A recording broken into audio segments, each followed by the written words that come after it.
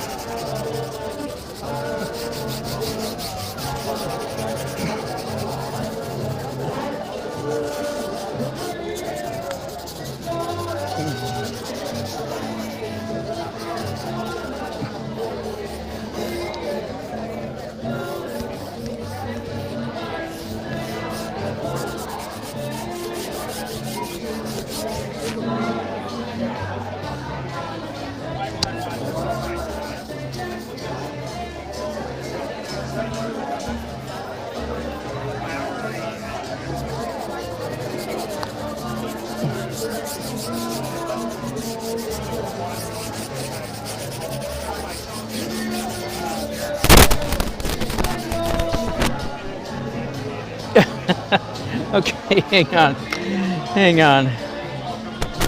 My camera just did a face plant.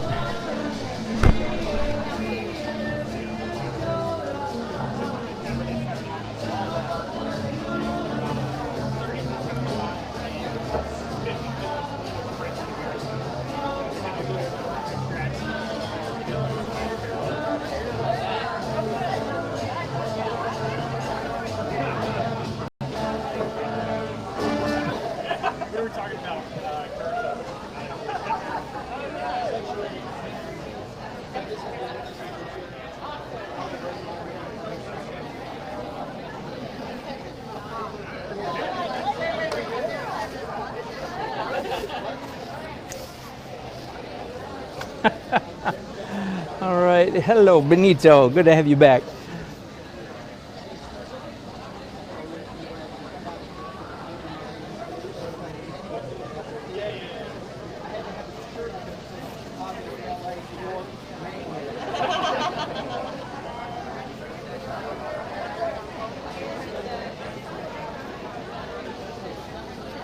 Hello Karen and Michael and Benito. To say that I have a mess on my hands is an understatement. My camera just, my phone and iPad just fell over into my paints. What a mess. All part of the adventure. All right, so I'm nearly finished doing a warm glaze over the entire canvas.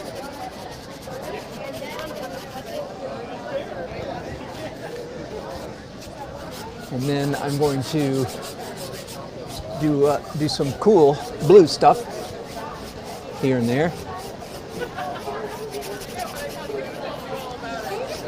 But the painting already looks much better. Just to get that cold white stuff that I ended the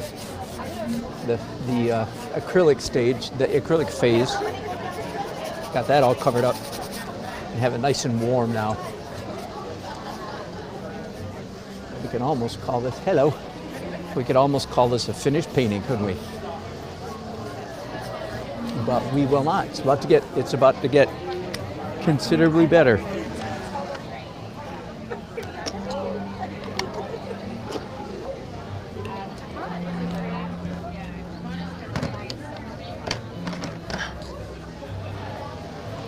All right, now some phthalo blue to do sky.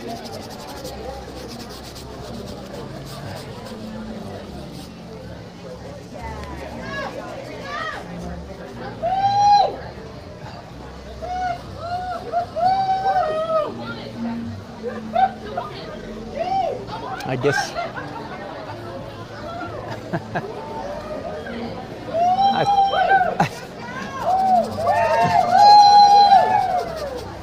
I think somebody just won a bottle of wine.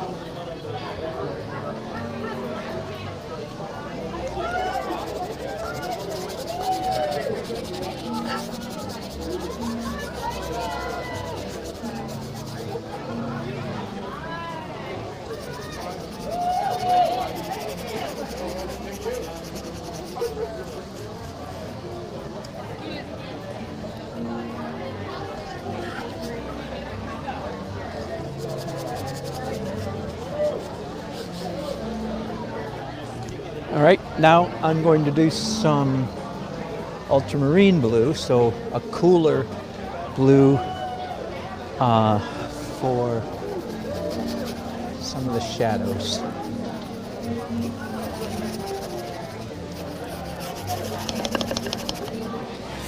Again, one of the ways to describe my approach to painting is I, in a sense, have broken down all the different problems of painting. That is to say, one of the challenges of painting is drawing, getting the drawing right. So I do that in an isolated fashion. One of the other challenges to painting is getting the colors right, and getting the values right, and getting the composition right, getting the texture right, and so on and so on and so on and so forth. So one way to describe my idiosyncratic approach to painting is that I have essentially broken down all of these problems into separate and discrete steps so that I only need to really think about one problem at a time. So it's a real advantage to that. Maybe I'm feeble-minded. It's very possible. It's very possible I'm really quite stupid. And I just found a way to paint while stupid. So I don't have to think about color when I'm thinking about... Hello. Thank you. Now I'm going to... and of course I'm painting here. I've got a lot of liquid on my brushes, transparent liquid gel, and a little bit of color. So right at the moment now I'm picking up some purple violet and darkening the corners. A vignette is a traditional name for that effect. Most of you are aware of that now, because you have that edit function on your phone, right?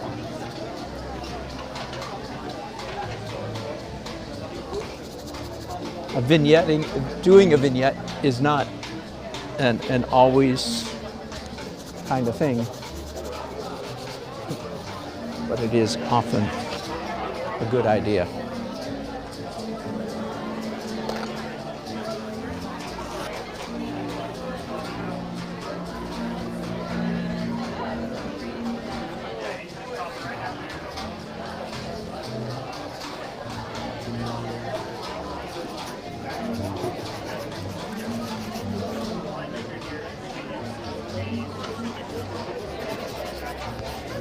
I often say too, I already talked about this on this painting one time, but I often feel like during this glaze phase, that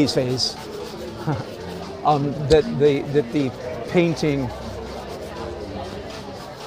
really starts to turn into a real painting, and that's because I deal in this phase. I deal with the major compositional elements to a certain, like by what I darken.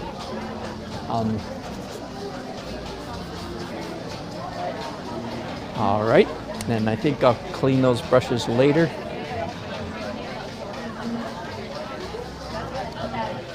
Usually the very next thing I do after the glaze is anti-glaze.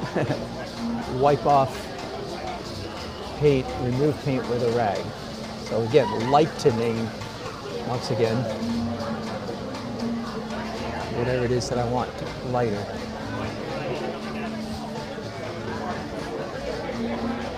And again, I can always hear somebody in the back of my mind saying, Well, if you're going to take it all off, why did you put it on in the first place? Well, obviously because I'm not taking it all off. That's why. Just taking, even where I'm rubbing, I'm not removing all the paint unless I've rubbed really hard for some time. Otherwise, I'm just taking off some. Just like when you stain a piece of furniture, right? You put the stain on, and then you wipe the stain off, but you're not taking it all off, just some of it.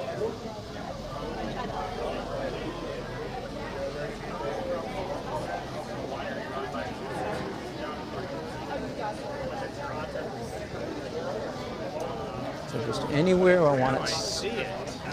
Yeah. That's awesome. How long? When did you start doing it? 12:30 today, or 12:45. Yeah. So what did you mix a little blue with that? I did warm brownish warm over the whole thing. Then blue over certain areas. Oh, I see. And you put it all on with the rag, No, though? no, with brushes. Now I'm taking it off. I see.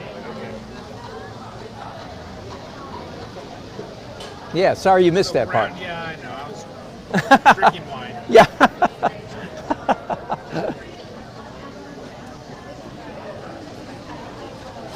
Yeah. So I'm close. It really changes the mood of the whole thing. It's Yeah. amazing. Especially the reflection of the sign. Yeah. Before you did that, the reflection of the sign looked almost like a duplicate of the sign. Oh yeah. And now that you've done that, it looks like a reflection. Yeah, good. It's amazing. Good. Okay, at this point, a couple different directions.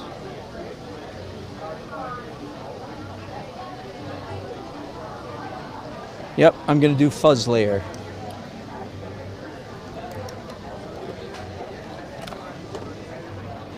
This is a real high-tech device. To work the paint to the end. Yeah. I actually do have a ringer. Right. That'll come later.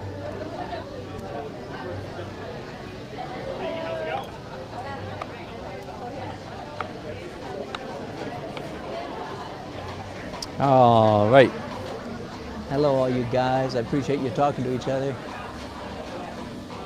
Benita, it's a question about the long brushes. Did you ask it yet, or is it up there earlier?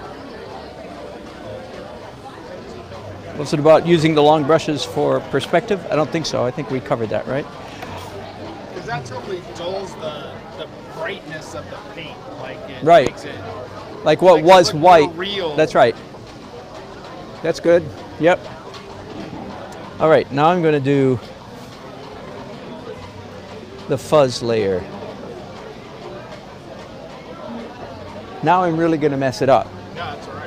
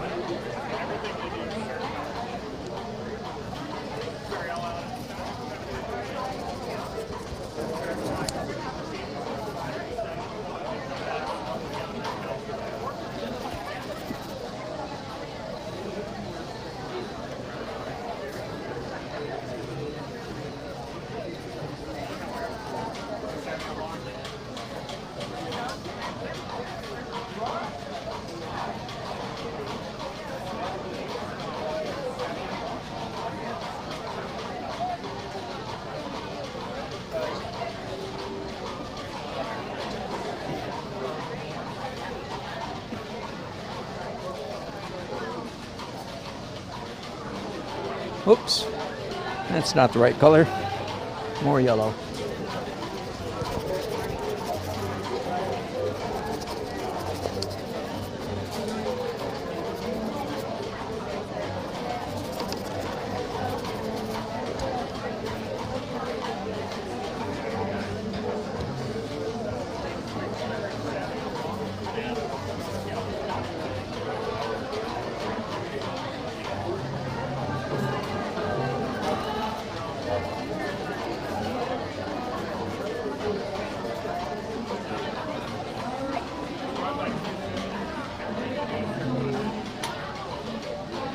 feel free to ask me, does this fuzz layer process ever scare me?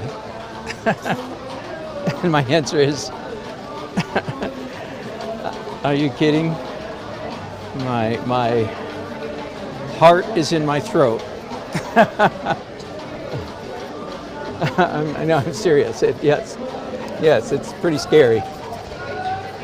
I've almost learned to not be scared. Almost. Not quite.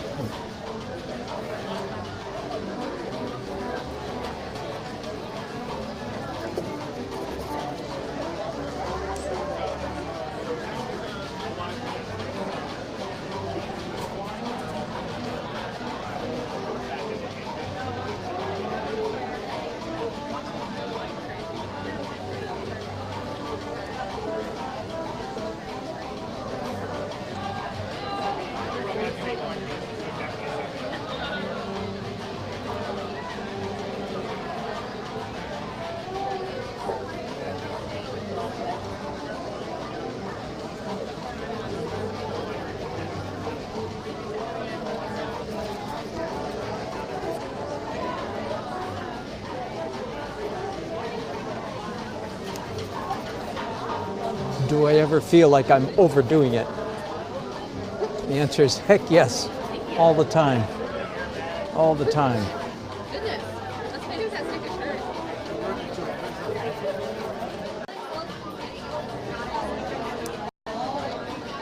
Oh wow! That's crazy, huh? I call it. So are the marks like where the tree is? Uh-huh. Is that paint, or did you do that with Pencil? like pencil? Yeah. I did. Both. So like on the side there, that's pencil. Yeah, but it's not underneath. It's on top. Right. I don't start with pencil. I've done 2 layers of pencil so far. Kind of do it as Yeah. a Very layer of- unconventional. Exactly.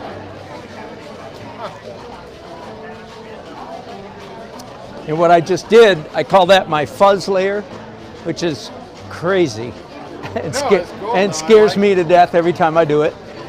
But I've learned not to quite be scared to death. You know what I did by accident was I have a plastic palette thing, Uh-huh. and I had some oil paint and Uh-huh. it dried on the plastic, Yeah. and I peeled it off, Oh yeah. and then I you slapped stuck it on your the painting? thing, Good. and then Yeah. I painted around it, and it was kind of cool. You are a wild fun. man. It's kind of fun when you find like weird things that you end up liking. That's right. All right, at this point then, I'm either going to draw with paint. So you got the light from the. Yeah. The light is huge. Okay, I think I'm going to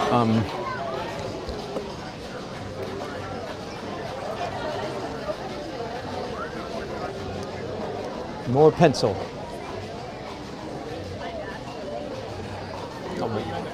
Once again, the pencil is partly for similitude, for drawing, for realism, so to speak, partly for that. But you can tell by the way that I'm moving, by the way I'm handling the pencil, that it's more about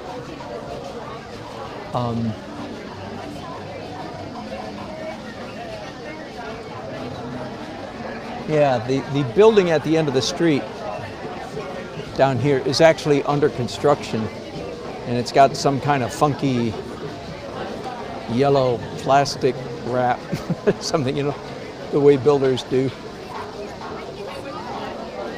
So I am not going to paint it butterscotch yellow as it is in the photograph, because it's just a temporary.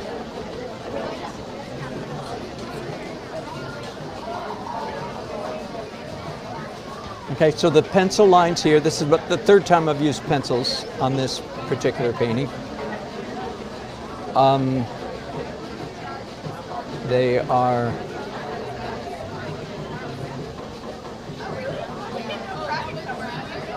as I said, a little bit for drawing, but much more for just the interesting texture that they add to the painting. I haven't talked about it. I have not talked about the pencils in a long time. First of all, they are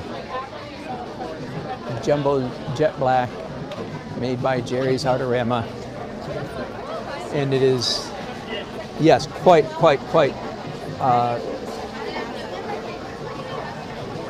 non-traditional. This is not using pencils like this is not at all it's not at all traditional oil painting. I stumbled on it maybe 4 years ago now. One summer, the summer of 2015, I think, yeah. I did over 200 abstract paintings that 1 year, just for fun, because even though it's not my main art form, I really like abstract paintings, good ones. I'm a real abstract painting snob, because I think there's a lot of stuff out there that is atrocious. It goes under the label of abstract, and it's just really terrible painting. Anyway, in the course of that summer of abstract, I started using pencils, of course, because when you're doing abstracts, you're kind of, freed to try more crazy things. So I had these pencils, and I said, So I used them in abstract paintings first, and then I felt like I liked the effect so much that when I began then doing my representational stuff, I started incorporating the pencils. And one of the ways that I finally felt like I had stumbled on that it was a good idea and that it was a permanent part of my repertoire, well, at least permanent so far, is that twice in two different galleries, one in Scottsdale, Arizona, and one in somewhere nearby. Might have been Raleigh, I don't remember. Anyway, it was in Little Art Gallery in Raleigh, which is now closed. I saw somebody else's artwork, and in both cases, the artist had used pencils, something in a very similar manner to this. And in both cases, these two different artists had some paintings with pencil and some paintings without. And in both cases, I liked the ones with pencil better. So that encouraged me a great deal, that it wasn't, I was looking at somebody else's artwork, and it was easy for me to be more objective.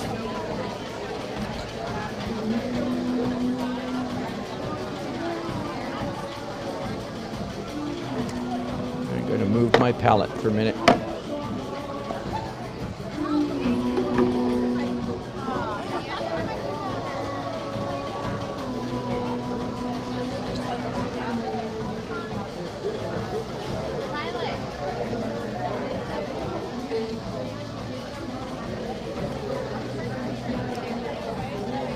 So I can't remember, I've lost count now.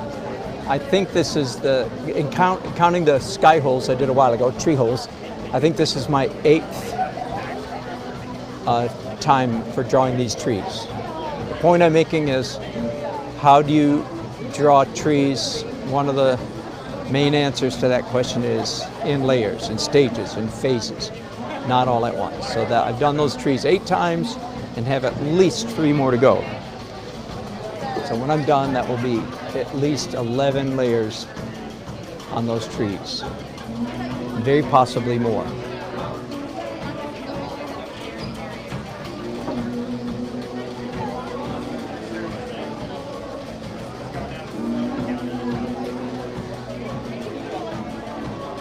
I've nearly lost my cars here, which suits me just fine. They've been covered up by people.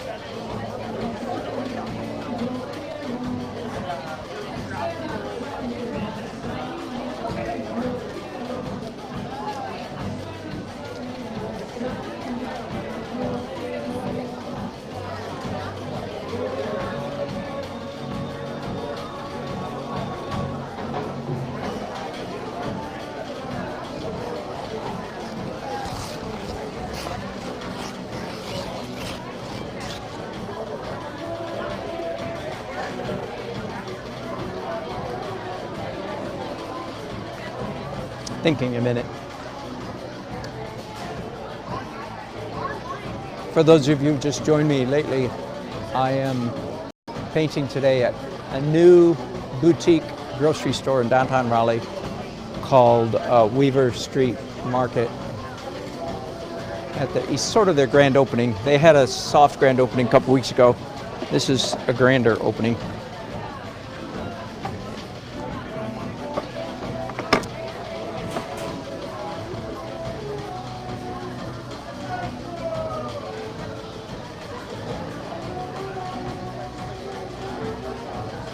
All right, I'm going to do something slightly different. A little detour right here. I'm going to do a fuzz layer now, having just done fuzz and then pencils. I'm going to do fuzz layer on the people, on their clothing especially.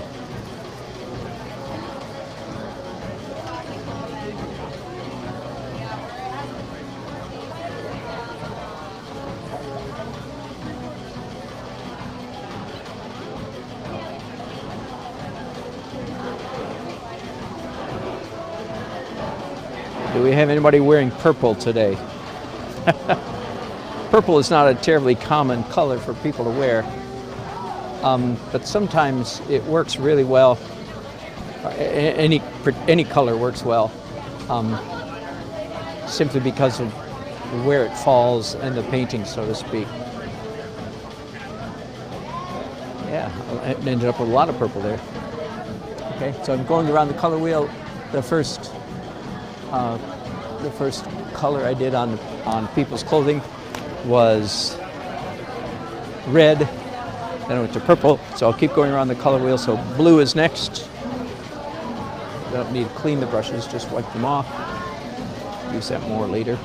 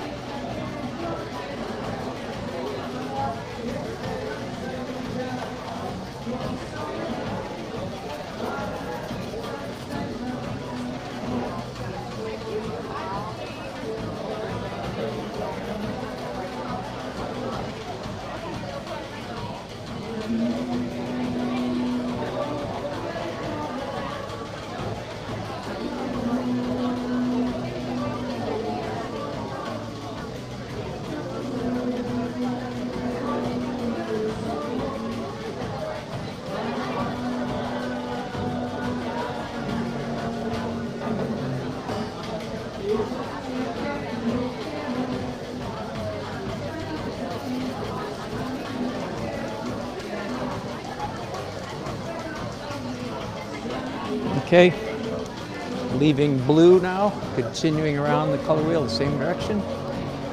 Let's go to green. Again, green, not a terribly common color for people to wear, I don't think, generally. But sometimes just a little bit of green in the painting is just what I need. So let's see. Yeah, this person. And by the way, when I do fuzz on people, clothing in particular,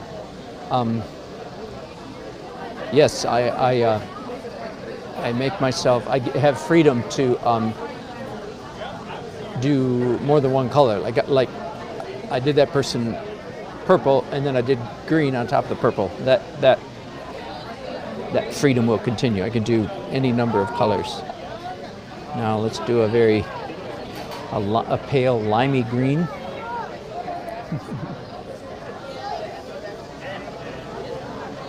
And I'm looking mostly for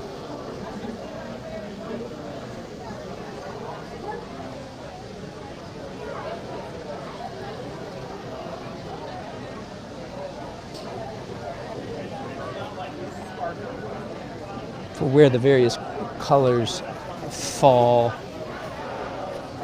in the overall painting. That's more important than what color they're wearing. Okay, so now, do I put yellow on any of the people? Yeah, might.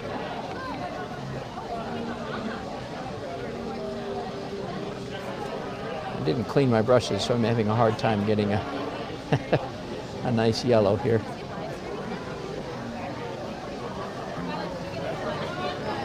I don't know. But I do have some yellow flowers here, so let's do that.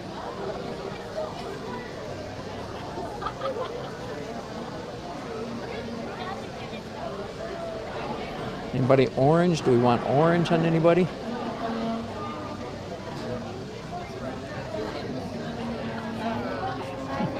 Yeah. You know, I'm going to skip orange. I might come back to that later. Let's do some flesh tone now. So I start out with a fairly dark, neutral-ish brown.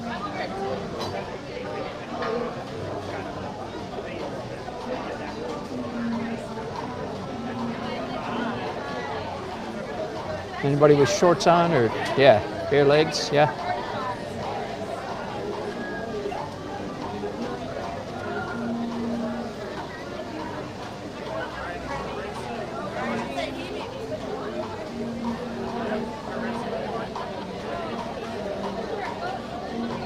Not trying to be very definitive at all with these people at this point. Very, very loose, very abstract.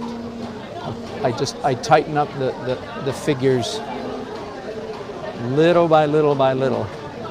There's several more layers to go yet before they really start getting defined. I'll mix up a lighter brown.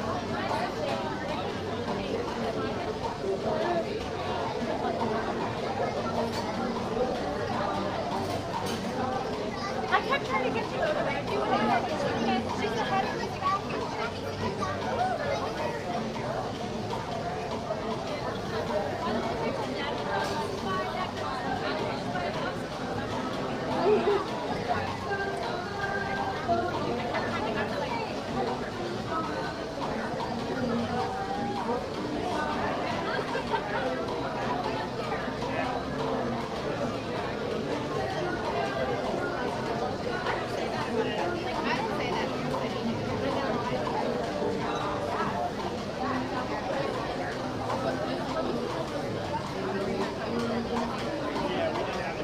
Okay, I think I'm going to stop there. Oh wait, no, I'm not even. I'm going to do some pencil on these people. This person was walking away from us, and in the course of that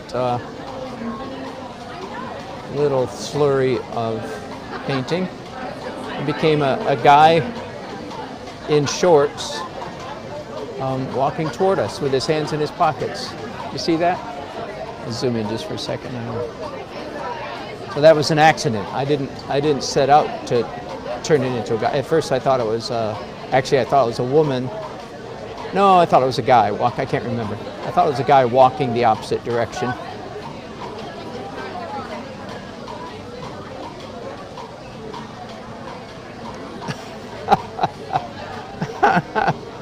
Oh, that's something half funny just happened there. I'm just drawing this guy, and all of a sudden, his hand is ending up right on her butt, which is called the Me Too cops. And yeah, you have to watch out for that kind of thing. It'd be a shame for these people to these guys to get hauled off on the very day they were created. And by the way, somehow in the last second, right there, a fourth person just joined that table. It was 3 people, and with just a few strokes of the pencil, it turned into 4. Strange things do happen when you paint in this loose manner. This guy got turned around, this guy's pinching her butt, an extra person joined.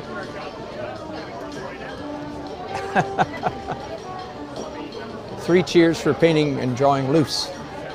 Loosely, of course, for you English majors, but the rest of us, we call it painting loose. All right, now, deep breath. All right, I'm making good progress, but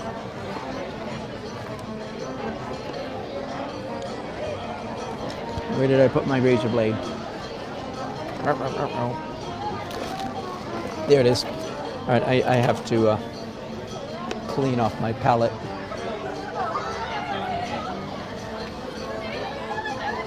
Hello, Eric. Good to have you on board finally.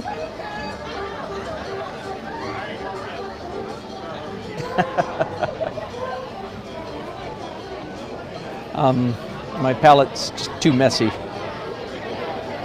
See, it's my innate neatness coming out.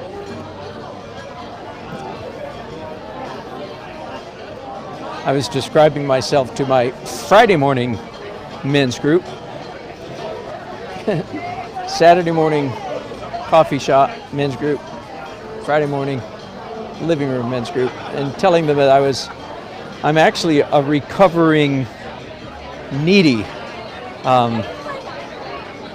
like OCD neat. When I was in high school, I was obsessively tidy. No, I'm telling you the truth. I was. There are some of those out there.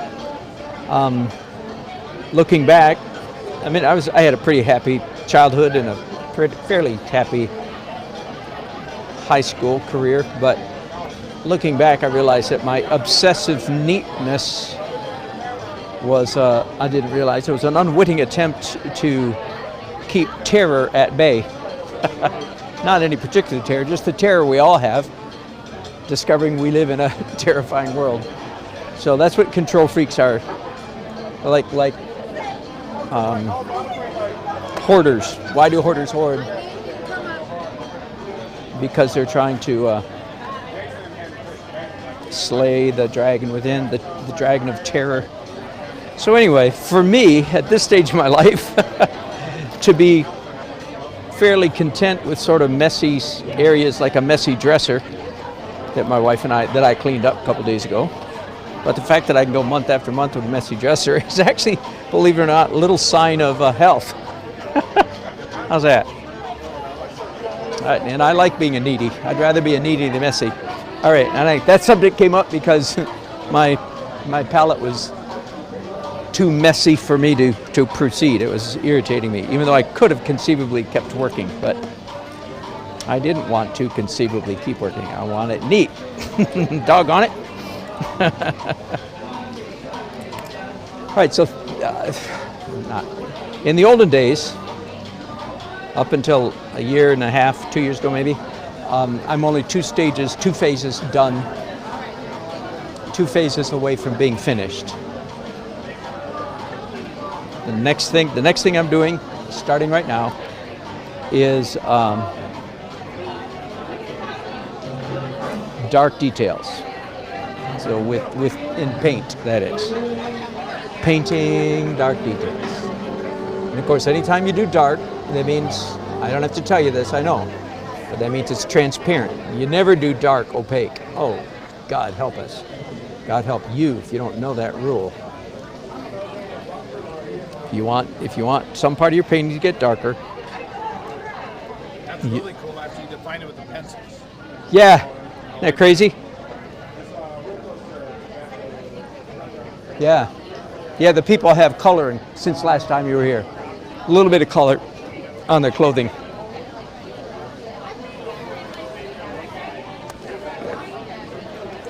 So in this layer here, I am again doing drawing with brushes, dark transparent details, and also when at the end of this stage or this phase of the painting process,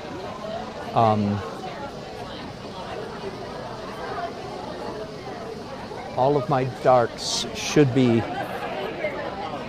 in place. And generally speaking, I like paintings that run a fairly wide range of values. I'm not into usually the gloomy mid-tone. I like a lot of gloomy pictures, but I don't like gloomy mid-tones. I like darks and lights, so go figure. So at the end of this phase, I want to have sufficient darkness in place.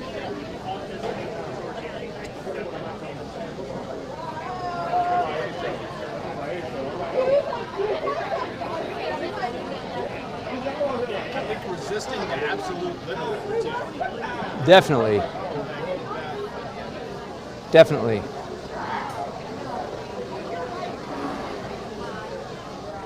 In fact, up until a couple of weeks ago, I used the term loose brush strokes. Like everybody, that's ubiquitous. All art professors say loose brush strokes.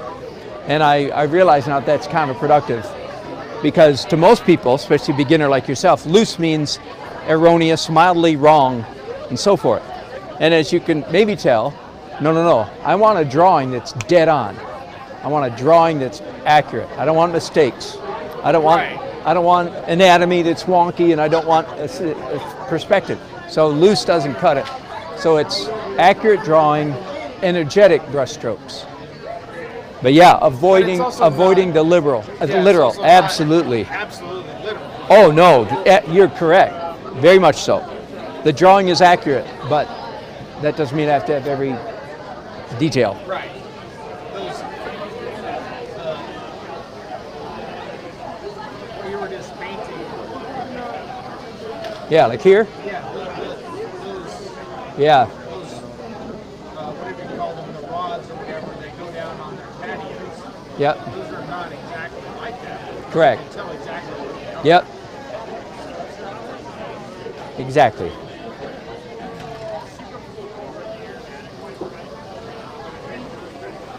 How do you know when you're done? That's a very good question. That's the hardest thing to know. Now, in my case, I have my painting process is divided into about 12 or 15 distinct phases. That just means with every phase I have to ask the question, when is this stage done? Right. And it's easiest thing in the world is to overdo it. Oh yeah. Yeah, so I still struggle with that exact thing. Left to my own devices, that's part of the reason why I paint better with an audience like this, with people, because I'm a little bit under pressure. I got to hurry it up. Right. Whereas I'm painting at home and I can go slow, Right. and slow usually means worse.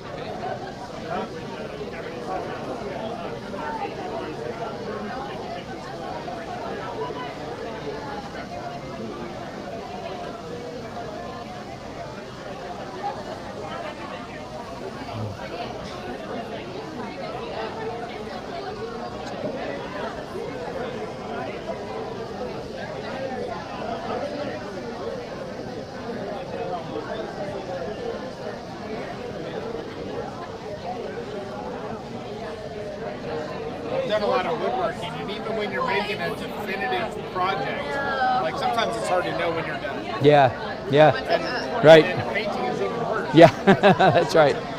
That's right, I think so.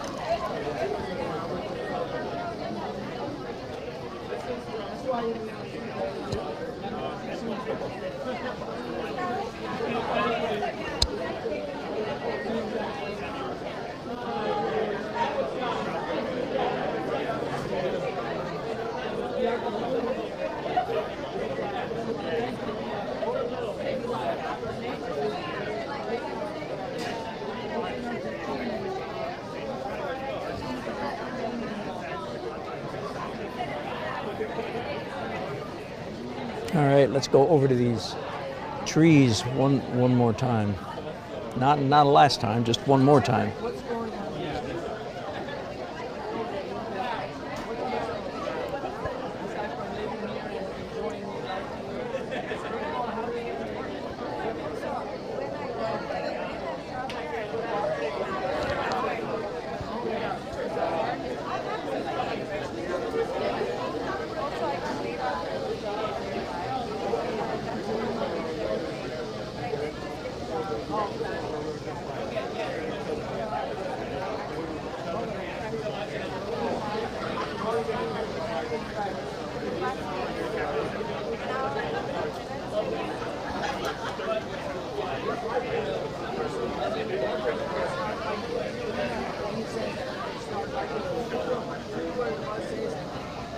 I'm sorry, my head's right in the way. I know. I'm sorry about that.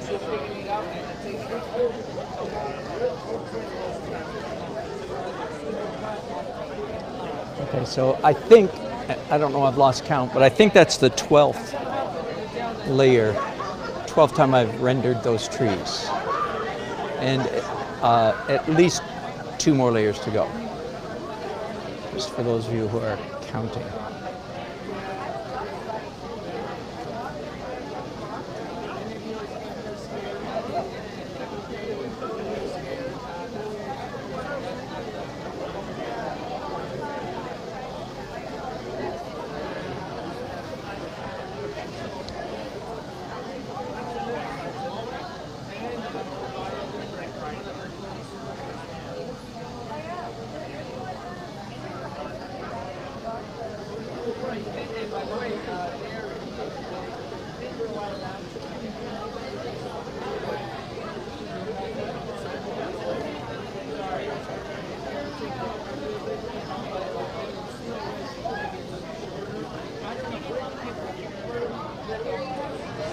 By the way, one of the transitions I've made in my career in the last year, just in the last 10 months, I've done a lot of live event paintings like this, where I'm either painting at a fundraiser or I'm paid to, paint at a function like this. And I used to consider it sort of part of my shtick, if you will, that I would finish the painting on site. That was part of the razzmatazz, part of the show off, is that I could finish an entire painting all at once. But I've changed in that. I'm not going to try to, and the reason is not because I've gotten old and slow. At least I don't think so. It's because my painting technique has become more refined, would be a good word, more complex, more involved, more layers, more phases and stages to my painting. And so 10 months ago, I also put together a new price list. So I'm going to take this painting home and finish it. By the end of the day here, I've still got 1 more hour to go. The attendees, I believe, will feel as though they've gotten their money's worth out of me, out of watching me. As far as they will be able to tell, the painting will be finished. In fact, I will take it home and finish it. So that's kind of nice that I don't have that pressure.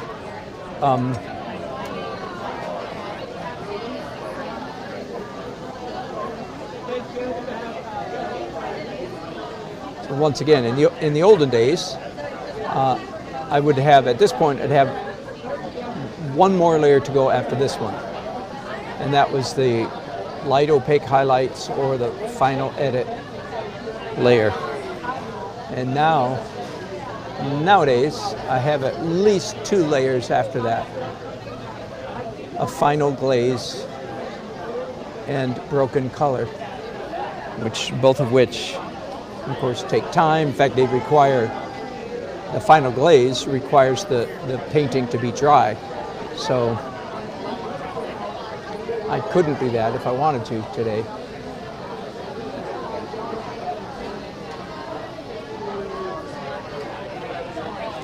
Last spring sometime, I did one of my paintings at a local middle school. I like this guy, he got a little bit too skinny, so I'm gonna widen him up just a little bit. I did a painting inside a gym as a part of a PTA fundraiser or something, and I think it was 2.5 hours to do a 36 by 60, I think, inch painting, or 48 by 60, I don't remember which. Anyway, and in that case, I did finish the whole thing that night, and it's a It's on my website. It's on fineartamerica.com. It's a painting I'm actually particularly proud of, because I feel like I nailed it. I did, in fact, finish an entire painting.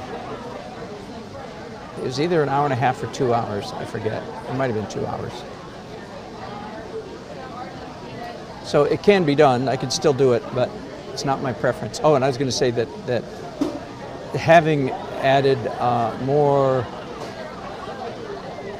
layers to my painting process and planning to take it home, I charge more than I used to, too, quite a bit more. So, and I call it the best of both worlds. What I feel like I'm giving to people is both a good show.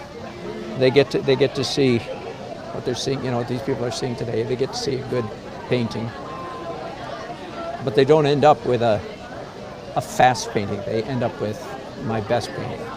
So I'll take it home and take as much time as I need at home. Forgive me again, standing in your way.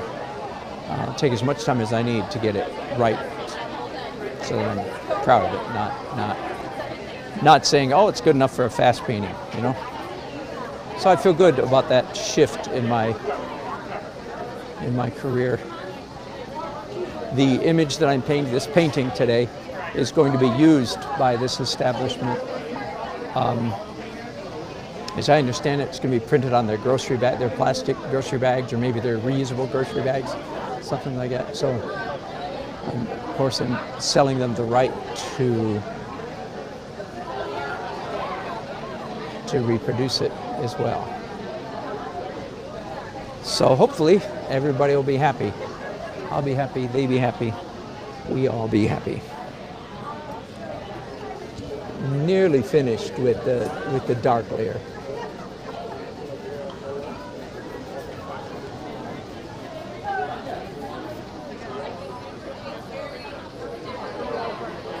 Yeah.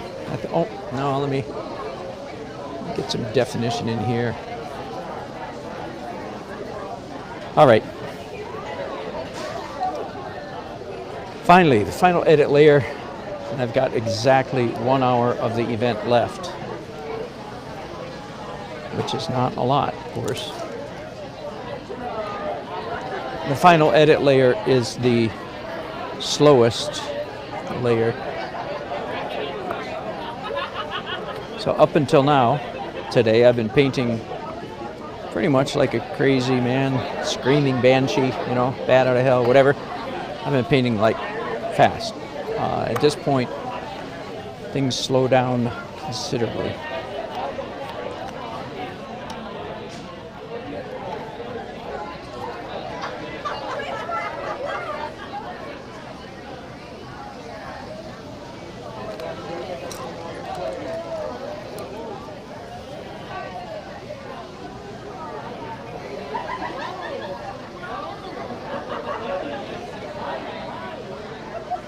I'm going to start back there at the focal point, right in here.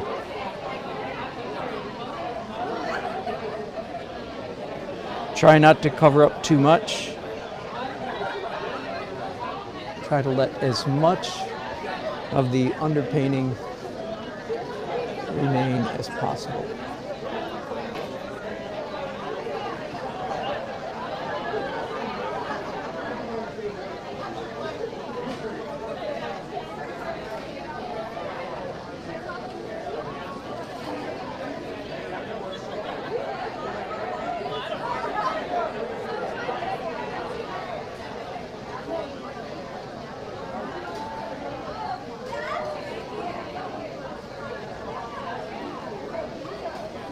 I just laid down a razor sharp edge right there.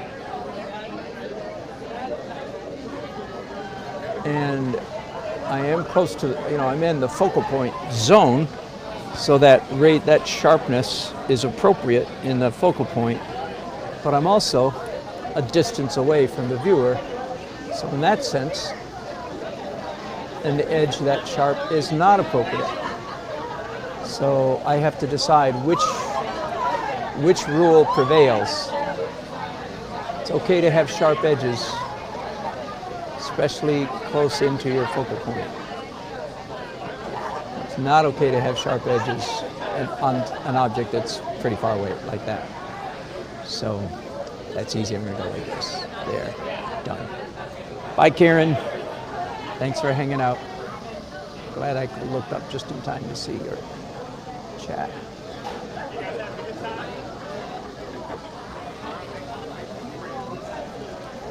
Most of the definition that I do on my figures in a scenic painting like this, where it's not a figurative painting per se, but there are, of course, a lot of figures in the painting. Most of the definition, most of the detail on those figures is done in negative painting. Like what I'm doing right now, I'm not painting the figures, I'm painting around the figures. And they're being the most precise that I've been so far with any of my figures is what I'm doing right now.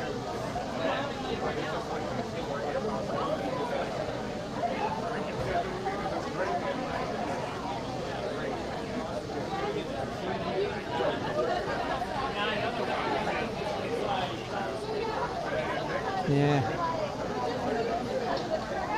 I had coterminous. I had the bottom of this window was exactly even with the top of this person's head. That's no good. So I just raised the window up.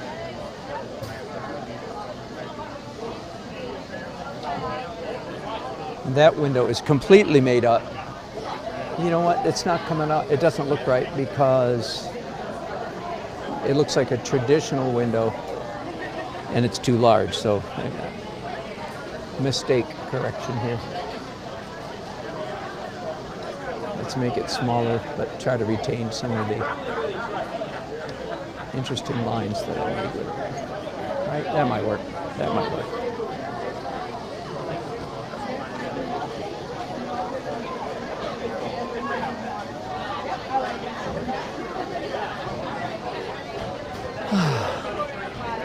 Okay, now, once again, the hard edge is okay because it's focal point, but it's not okay because it's far away.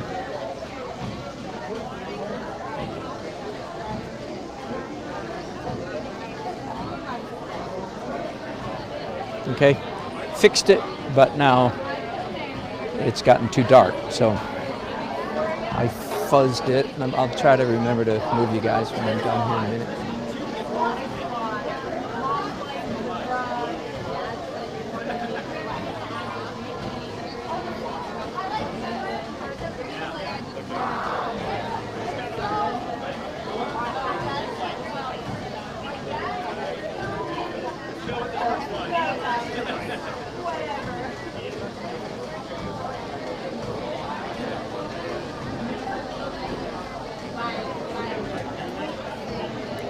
Again, there we go, there we go. That's just about right now.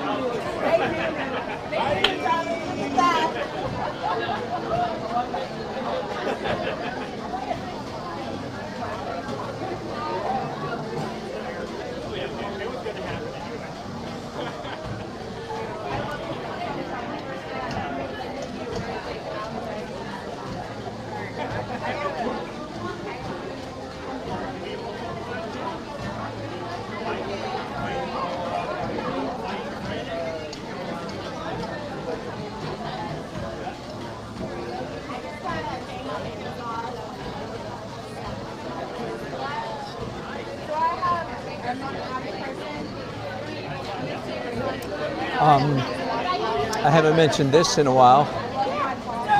The great majority of the marks that I make in the final edit layer, at which time I'm essentially painting very much like a traditional oil painter, right?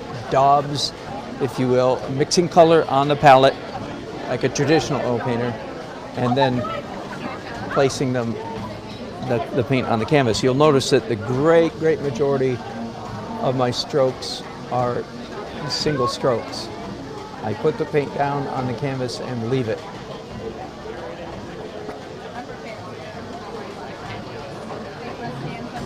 I don't brushy. I am allergic to brushy.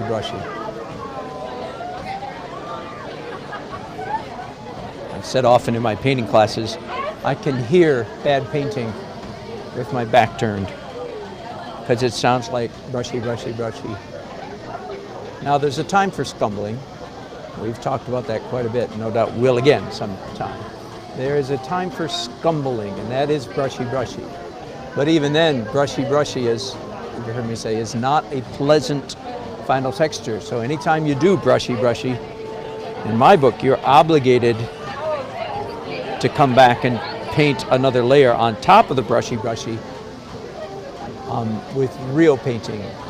That is with paints, strokes, brush strokes that can be identified as brush strokes. You can tell.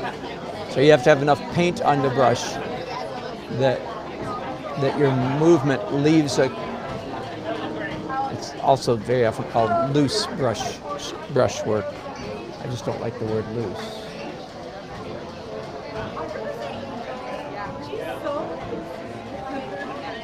So hey, you regulars, big event in my life coming up this next week. This is my annual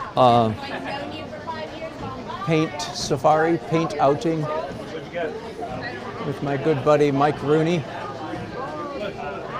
Mike and I have done this every year, every October, I think, for the last 6 or 7 years. And every year we have a different group of people going with us. This year it's David, Richard, and Rusty are joining Mike and I.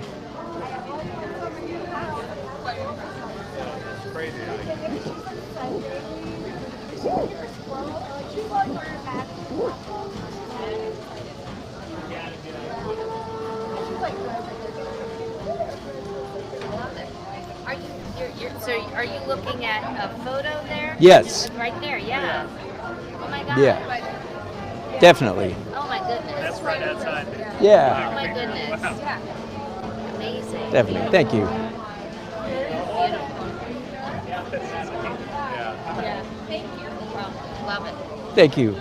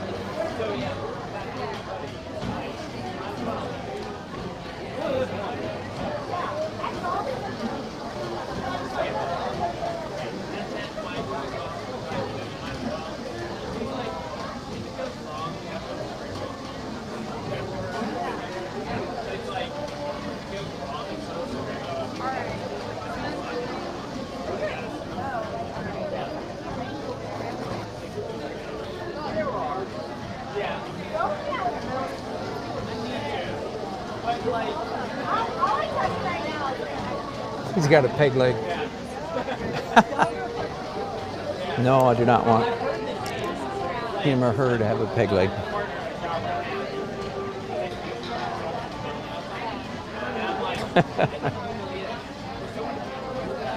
Once again, you'll notice all the people in my paintings are skinny. That's not because I'm trying to make any kind of political statement or anything else about. If I was making a political statement, I suppose I'd make them realistically chubby, right? So that I'm not in that part of the body shaming culture gag. We've talked about that quite a bit.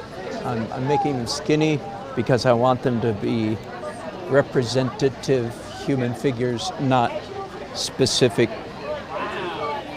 Whereas if you make them chubby, realistic would be another word, it looks like you're trying to give it the impression that they're particular people, which of course I am not.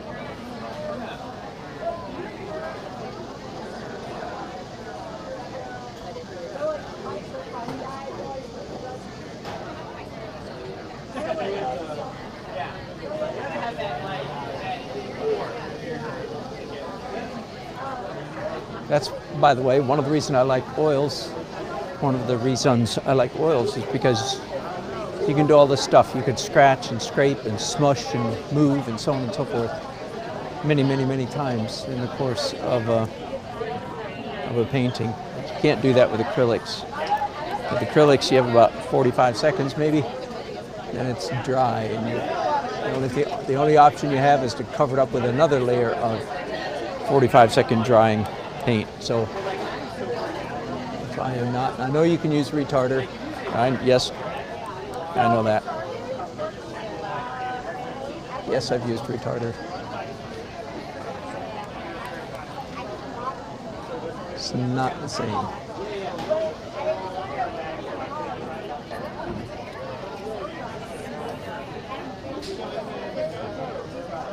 I got 45 minutes to finish. Not really.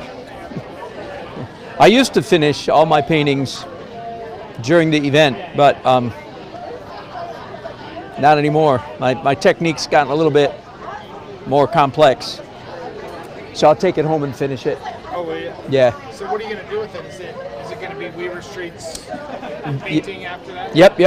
They're going to use it. The image, assuming they like it, they're going to use the image on their grocery bags and anything else they want. Ah. Yeah, so that's part of the deal. They have permission to reproduce it any way they want to. And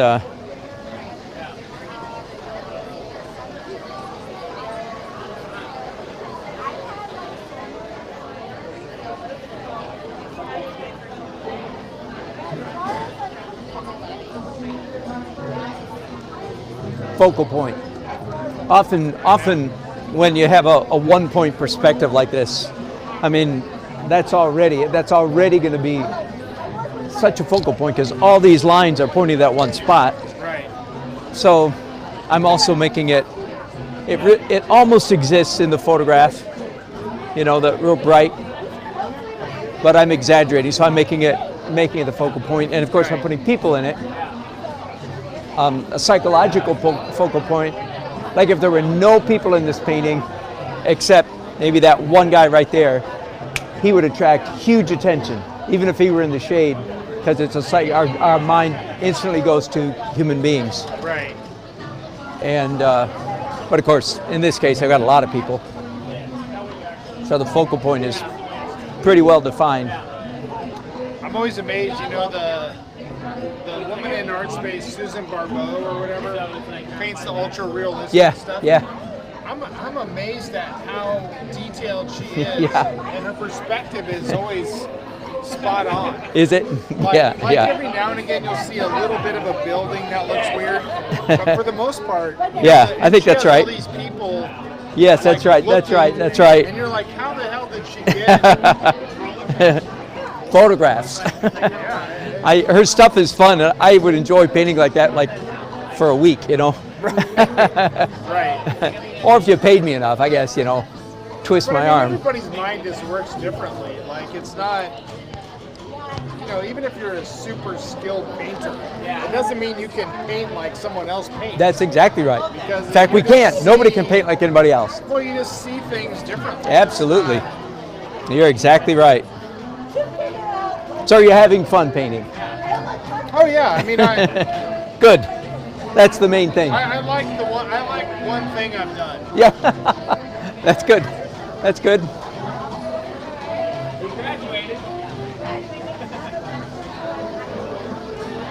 think the most frustrating thing to me is that I can't translate what I can see in my mind to what it looks like when I try to paint it. Yeah. Like, I have a very clear picture of a couple of things that I just have tried several times to try and put out there, and I just can't make it. That's right.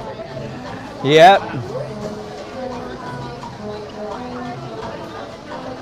So as you can see, I broadcast on YouTube almost every day. So if you want to see any more of me, Oh yeah, no, go to I should do that. Yeah. Dan Nelson. Did I give you a card yet? So you can remember who I am.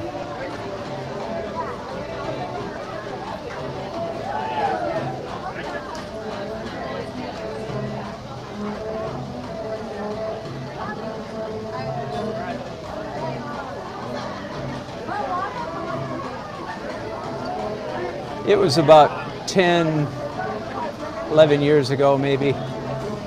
I had been I've been forcing myself to paint with two hands for, I think, about 3 years at that time. And it was a constant struggle. I would just always have to. Now my painting was instantly better as soon as I painted with two hands. Part of my spiel about the two-handed painting, but it was still uncomfortable. It was still awkward. It didn't feel natural at all. And I know exactly where I was painting in downtown Raleigh one day. In fact, at a festival, there were thousands of people around. And all of a sudden, I realized that I had been painting with my left hand, like I'm doing right now, for several minutes without noticing. And then all of a sudden I noticed, like, wait, I've been painting with my left hand. That was a real breakthrough day. My brain, like I'm doing right now, I don't know how to explain it, but my brain feels different when I paint with my left hand. And I usually, I'm sure this isn't a hard and fast rule, but I feel like almost any time that I'm painting with my left hand, I'm painting well. Isn't that crazy? The same cannot be said of my right hand. When I'm painting with my right hand, I'm painting controlledly, I'm painting accurately and precisely, perhaps. So of course when I'm doing, my wedding portraits, I'm running out of juice, y'all. Hang on.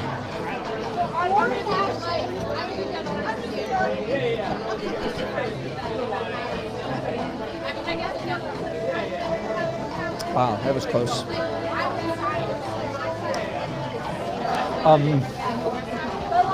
So when I'm doing, wedding portraits of faces this big, of course I'm going gangbusters with my right hand, right?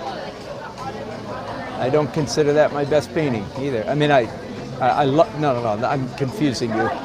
I do consider my wedding portraits to be some of my best painting, but I don't consider the part that I do that is super tight with my right hand, I don't consider that to be necessarily my best painting. But anyway, I was trying to make the point here in a very faltering way.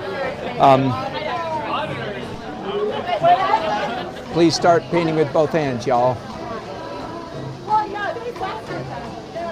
It feels awkward, it's weird, but your painting will improve virtually instantly. I really believe that. So again, here I am painting minute on minute on minute with predominantly my left hand. And usually that such painting turns out looking good. Not accurate. Accurate does not equal good. You understand that, right? Good marks is good.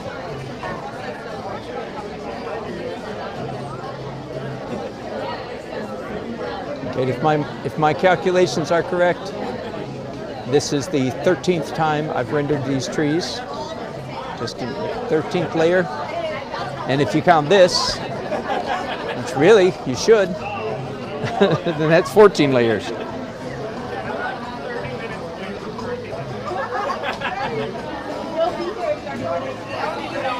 I enjoy doing trees so much. It could be a real weakness of mine. to overdo it, just keep going and going and going. And partly to that end, I'm going to pick up a fan brush. Oh my goodness. Guys, I'm going to disappear on you in just a second here, and I feel bad about that. Let me see if I can rescue me for a minute.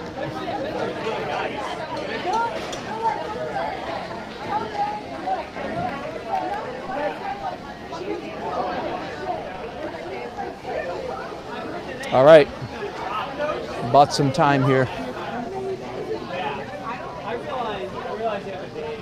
I have 5 or 6 battery packs that I'm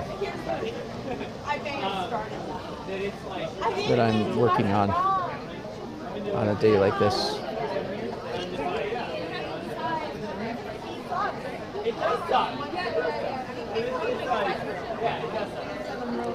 All right, where was I? I was about to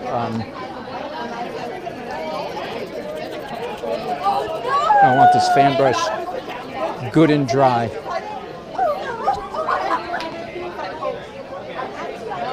Just softening some of the sky holes. Those truly are sky holes. I usually call them tree holes. It's a more accurate description. Okay, let's go to something completely different because I don't want to bog down there.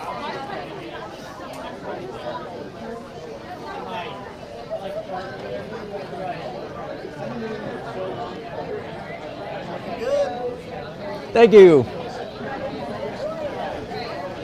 Getting there. I won't finish today. I think I made that clear. I hope I did. I think I did. I used to be part of like a mark of pride that at these events I would always finish. Yeah. But my painting technique, of course, is always evolving. Yeah. And it's gotten more complex over the years. You know, like more. I used to have 12 stages.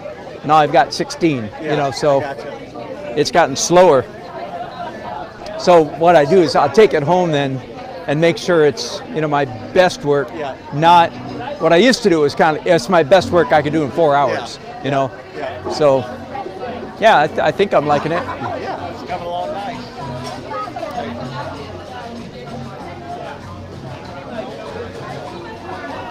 nice. Sorry, you guys. you keep hearing the same thing repeated because people come up and talk to me and I say things to them that I've already said to somebody else or to you. Sorry about that. That's all right. I know various ones of you are coming and going as I paint. Cleaned off my dirty easel again. Not my dirty palette again, I mean.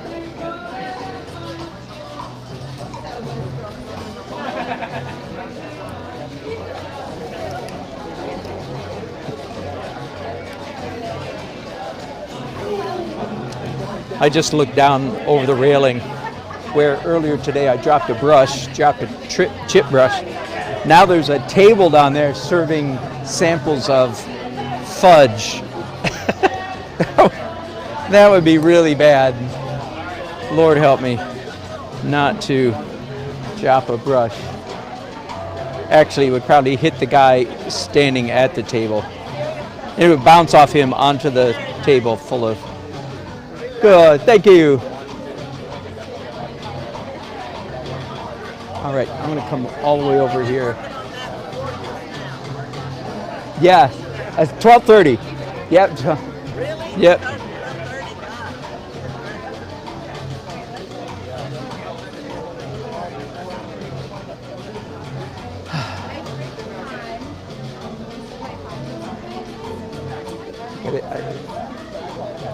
I did a broadcast earlier this week where I think I called it focusing on the final edit layer, which is what I call this layer I'm doing right here, which is it's the most critical. I think the name final edit kind of describes it. Why is it the most critical? Because it's the final edit. It's where you make decisions about what stays and what goes.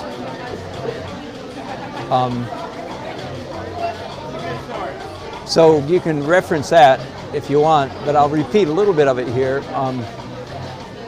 The overriding principle in the final edit layer is don't cover up too much, don't plaster, don't obscure, don't obliterate your underpainting. Let absolutely as much of that underpainting show through as you can possibly stand, and then a little bit more than you can stand. Okay? That's a good way to put it. So like right now, for instance, I'll zoom in just for a second here. So I've got this sky blue color. And in a way, you could say, well, why don't you just paint that whole thing in? Well, that would be a horrible waste.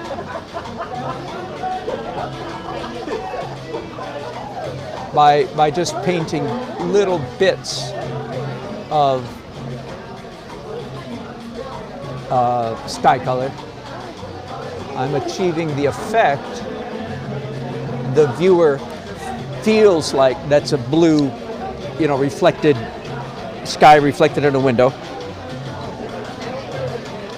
But it's got all this complex, rich undertones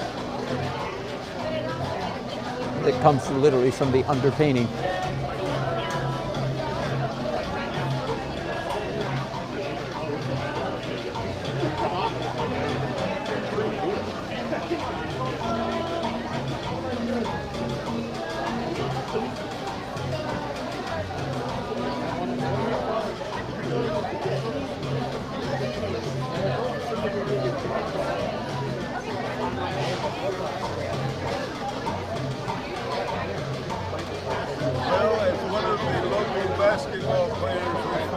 Yeah, I am amphibious.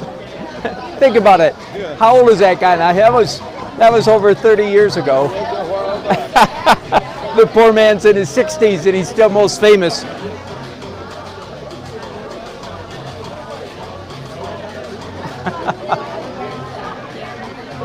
That was man came up and said, as a as famous as a basketball player here in North Carolina once said, I'm amphibious. That goes back to UNC basketball. They had just won a game and the news interviewer person stuck a microphone in one of the star players' face and said, so how'd it go? Or I think the interviewer made some comment about the player being so skilled with two hands, dribbling, shooting, passing with two hands and so forth, and the poor guy there in the spur of the moment said, yeah, I've always been amphibious. So that miscue, of course, has become the stuff of legend here in central North Carolina. That happened before my wife and I moved to Raleigh, and we've been here 30 years. So it was at least 30 years ago. I often think the kid if he was 22 at the time, he's now at least 52.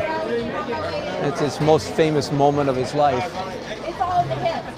Poor guy. It's such it's the kind of thing that any of us could do in a moment of, especially when your blood is pumping and you can't think of the word, Maybe, and probably he's a great athlete, so language is not his greatest skill. Oh, poor guy. I guess I feel sorry for him. You can Google it, find out who it was and when it was, if you want to know more.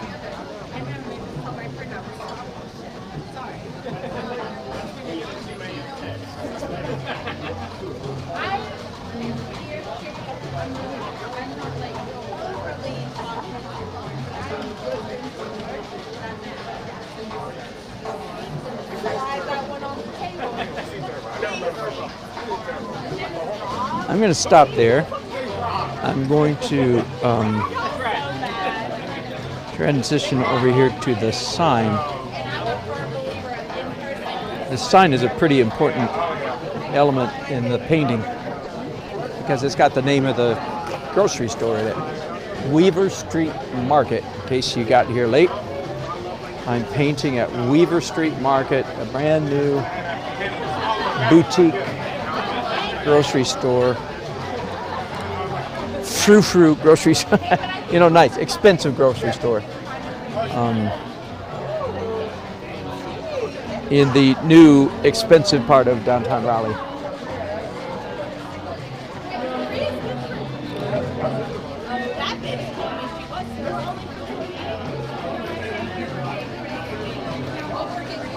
So the name, I need to put the name on the sign, and it needs to be barely legible.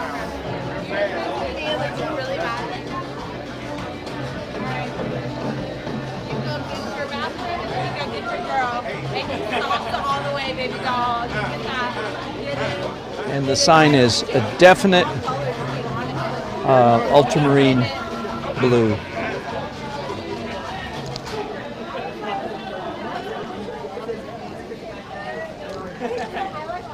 Oh, it's actually, it's cooler than ultramarine. It's got a little bit of violet in it. Transformed so much. Oh, good. Thank you.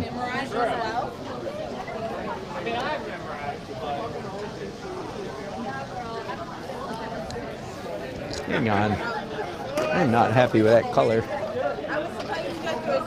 The biggest danger there is I'm running out of paper. My paper towel stash is getting really low. Let me try that again. White, ultramarine.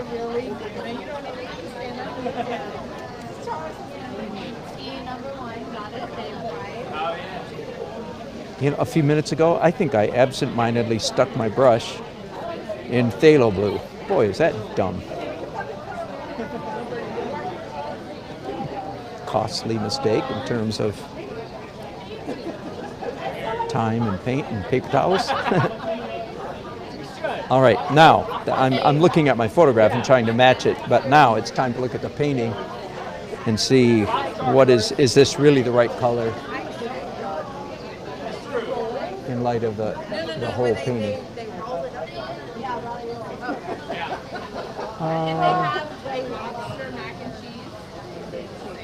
Maybe. No, you should have heard. If you live right there, you should have tried everything by now.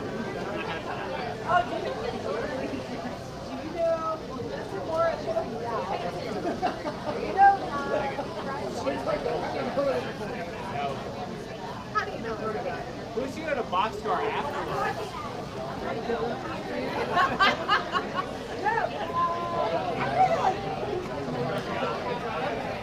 You're obviously an extrovert.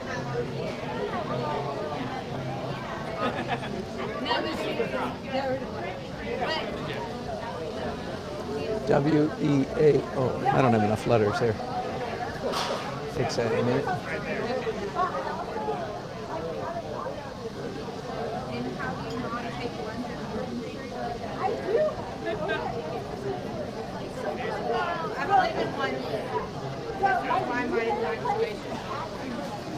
Okay. Need I point out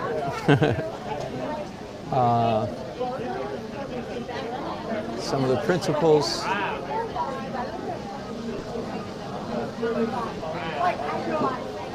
almost always follow. I love it. In reality. All right, Carolyn. Got the pen. Good. In reality, this sign is all one color. Right? This is a shadow at an angle going across the sign. So there's maybe principle number one. Principle number two, I'll do right now. as soon as, well, not as soon, but it's easiest to do it right away because this is the color you've got on your brushes. As soon as you put down a color, in an opaque color, let me hasten to add, on your painting, then you mix up a slightly lighter version of that same color, and you do little bits on top of what you just put down.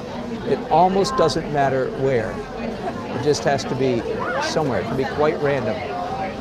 In other words, I'm not trying to necessarily indicate, like light and shade or something like that, although you can do that. But there we go. Having done it once, can you do it twice? And the answer is, you sure can. That's exactly what, so I'm mixing up even slightly lighter to go on top of what I just put down. All right, that's probably enough right there. Now, I feel I've talked about the issue of doing lettering in words in painting so many times, but here I am doing it again. So I guess it's time to talk about it again. The most common mistake, and this mistake is ubiquitous. You see it all the time with early journey painters. They have words in their painting, a sign of something, and so they quit painting and they commence to penmanship.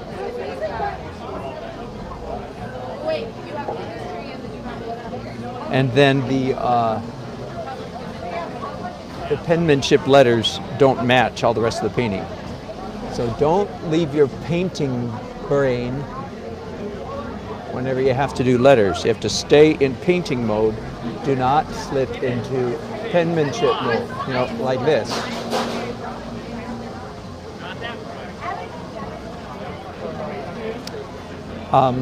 One trick for rendering letters, very much like the trees, do not try to do it all in one layer.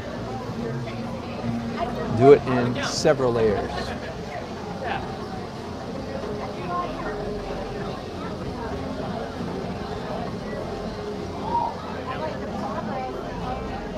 I'm not done. I've got a couple layers to go yet.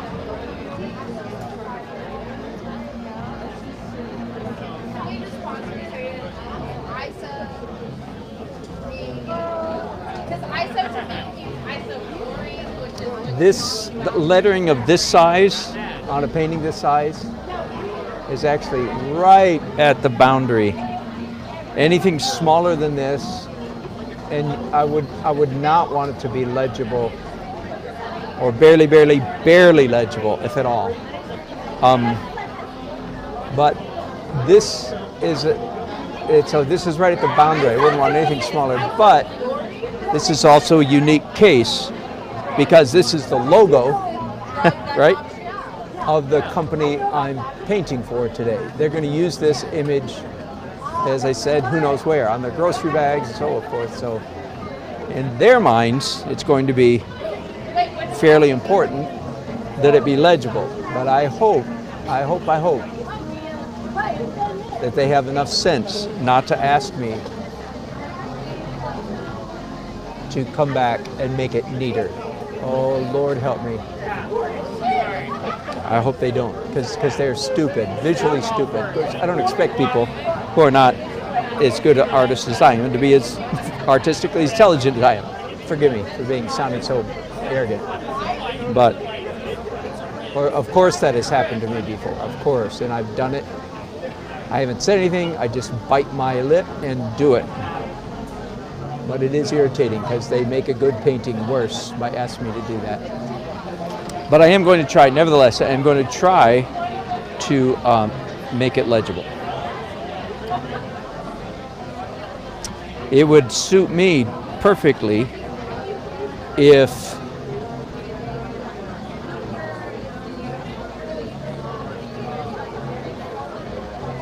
so now I'm painting in reverse again. I'm painting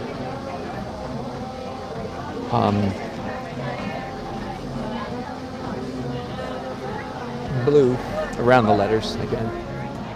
It would suit me perfectly if about 20% of the people who look at this painting could not make out the letters. That would suit me just fine. Because my estimation is that that's just about that number, the percentage of the population that is so visually obtuse, that is not sharp, not gifted. And please understand, the people that make up that population, they don't give a flippin' rip that they're not good at seeing things, right? It's not like, oh, poor them, they're unintelligent. No, they don't even want to be intelligent. How long did it take for you to paint this painting? I started at 12:30, so it'll be From scratch? oh yeah, white canvas, scratch. Yeah. What does scratch mean? Yeah, like Yeah, with no pencil drawing or anything like that. Yeah, the pencil you see here is done very late. Anyway, yeah. So I'll be 4.5 hours today, and then take it home and probably another 2.5 hours. So really 7 hours by the time I'm done. Yeah. what kind of painting do you usually do? This is it. This is the kind I usually do. Landscapes and Cityscapes more than anything else. Yep. Yep. Yeah. Thanks. Do you paint? I'm sorry? No, No, you don't? not at all. Well, thanks for Actually, asking. What? I did. I painted a pumpkin. Did you? Good for you. Yeah, at my work. On the first Friday of every month, Uh-huh. we have like a wellness event. And the last wellness event was a painting event. We Right. painted a pumpkin. Good for you. Yeah. Was it fun? It was fun. It's Good. not beautiful like this. Yeah, but it's fun. Good. Thank you. You're welcome. Thanks.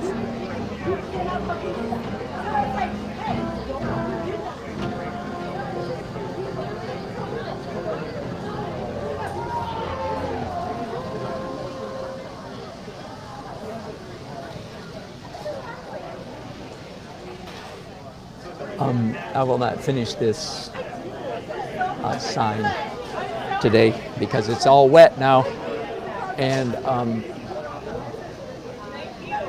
the subsequent layers will be much more difficult to apply.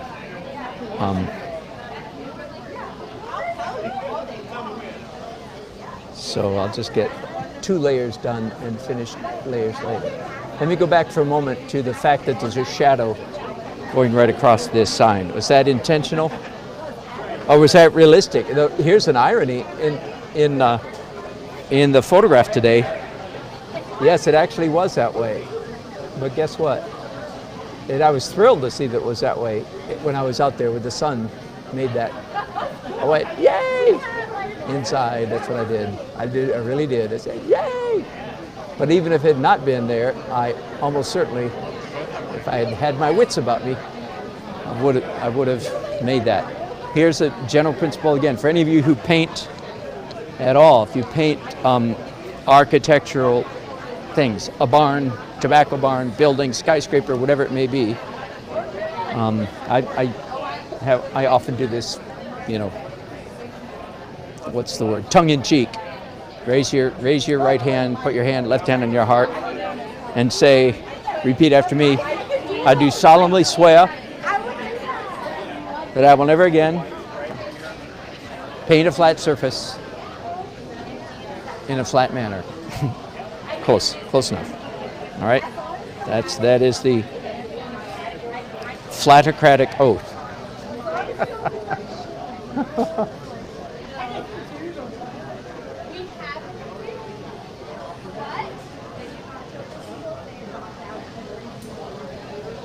Took me years before that light bulb came on. So virtually never do I paint a building, and there's virtually never a flat plane anywhere in this painting that doesn't graduate from dark to light with a shadow, dark, light, dark, etc. All these planes. Look at it. Look at this. Here's a side of a building, shadow, etc. Get it? Even this window, big flat window, boom. Now this is good. Actually, there's a sticker on the window that's purple, so that helps. But this is the best example right there.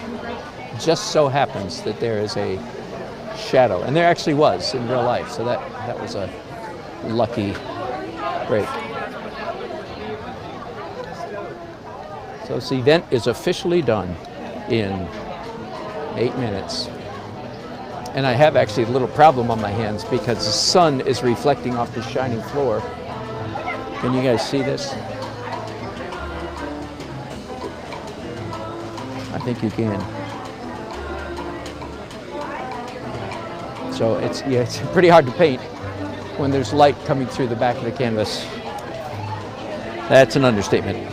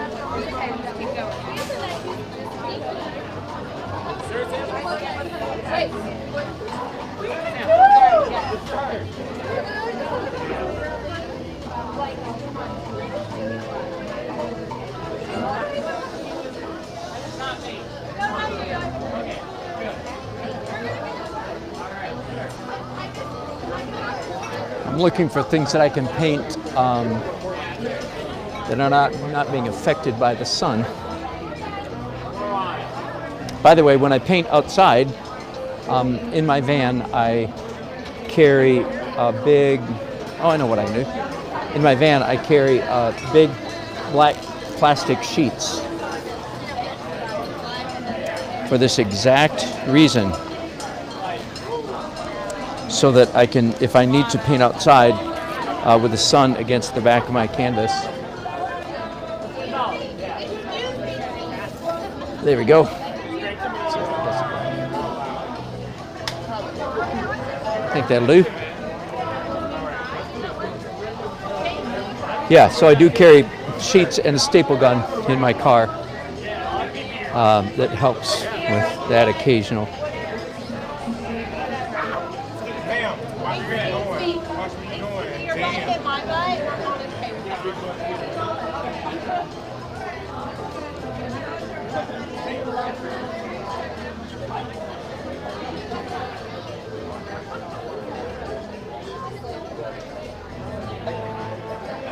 Thank you, Carolyn. Carolyn, did I tell you where I was? Were you here when I was inviting locals downtown? If you didn't have anything to do this afternoon, fun little free wine and cheese. Anyway, too late now. I hope you caught that invitation.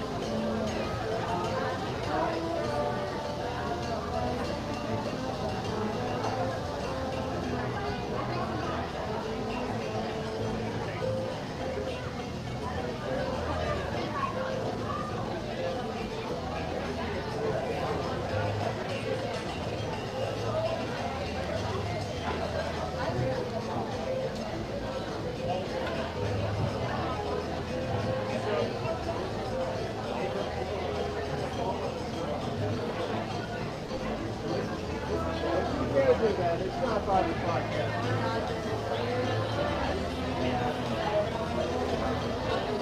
By the way, several of these marks up here are that crazy trick, that idiosyncratic thing that I do.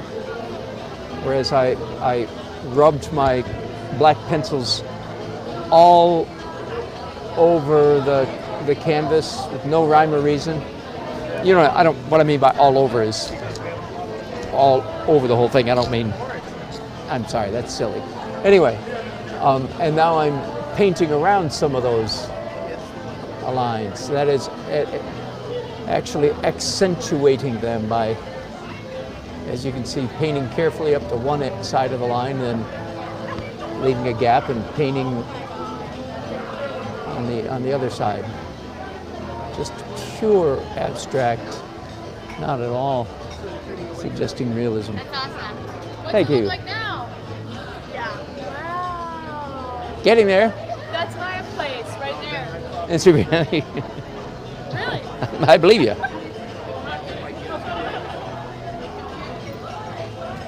A few people around here that have, forgive my, whatever, a few people around here that have drunk just a little bit too much. Just a little. No big deal. Just a little.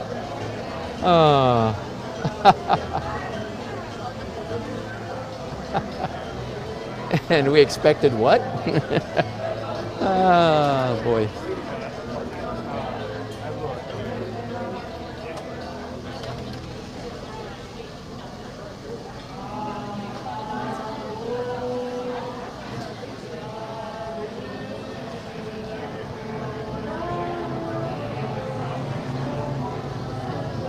I really like the band today, by the way. They are playing some kind of Latino music. I don't even know enough to know what kind it would be called. Mexican? I don't know. Anyway, I liked it very much. Kind of jazzy, kind of sophisticated, not too loud. I especially like the not too loud part. I didn't have to bust out the earplugs like I do at all wedding receptions.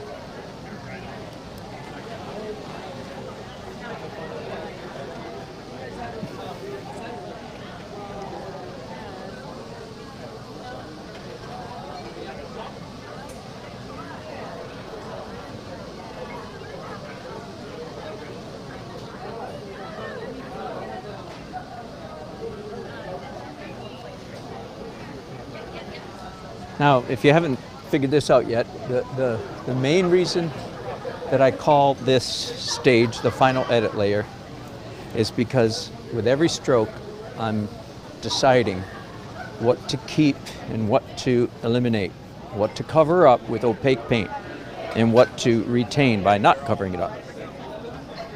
And that's a huge, huge, huge editorial process.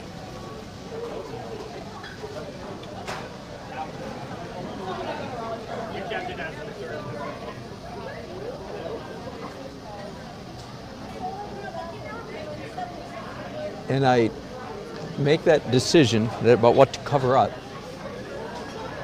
not very much based on realism.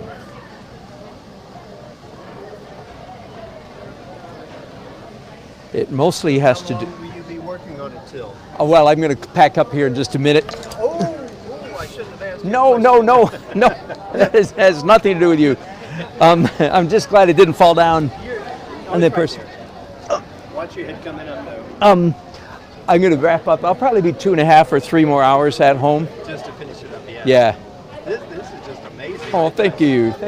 I saw a picture of where you started. Did ya? I wasn't here when you started, but Excellent. Thank you. Well, thank you.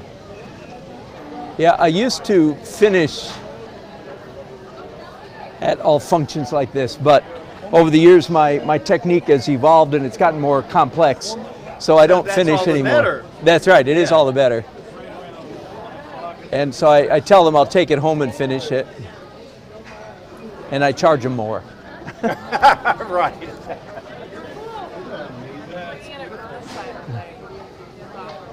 Thank you.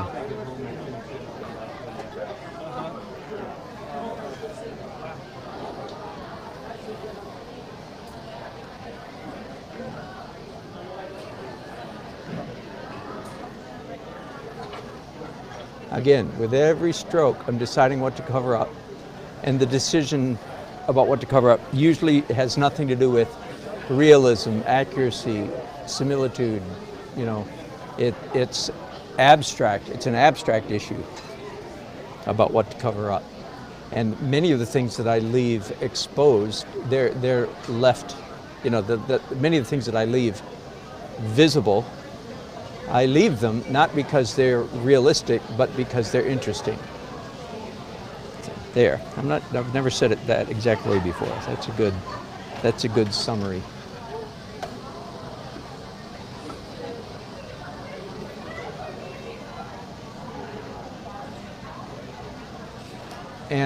And there's a lot in the painting that is interesting because of all the crazy stuff that I did in the early stages, which of course either you did watch me or you can go back and watch me, either one.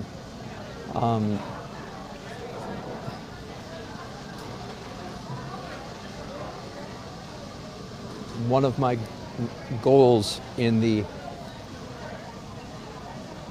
early stages of the painting is to create enough chaos, visual chaos. You could say complexity, you could say richness, mess, abstract, all those words would be appropriate.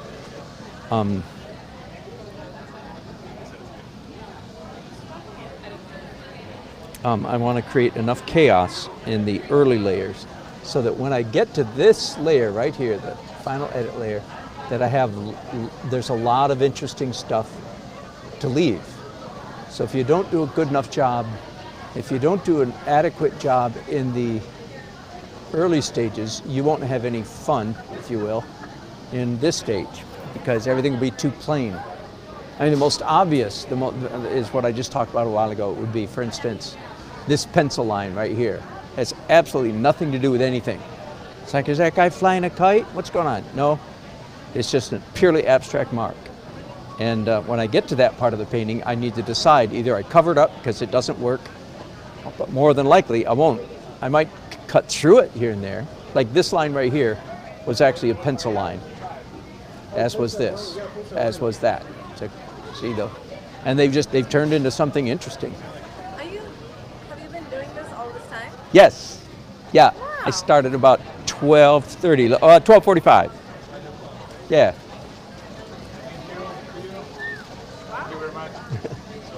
Thank you. Are you a whiner? Vino. No. You're not one of the showers?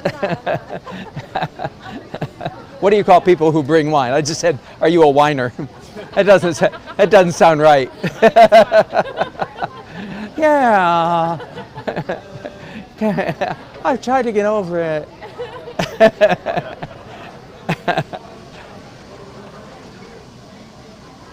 Vendor.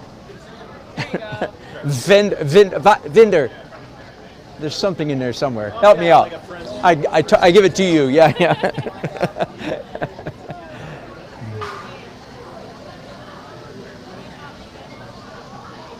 Once again, here, I'm almost done here. It's officially time to quit. This is the part of the sidewalk up close that's got some sun on it. Now this line right here, that is a crack in the sidewalk, okay?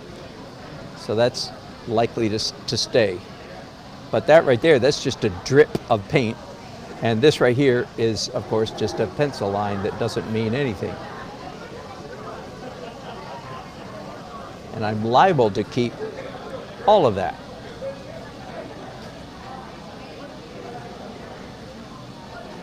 So I just drew a line through the drip. So I diminished it a little bit. I pushed it back. Does that make sense? Again, you don't have to do what I'm doing, of course. I'm going to draw a line. I'm going to blot out a part of the pencil line there.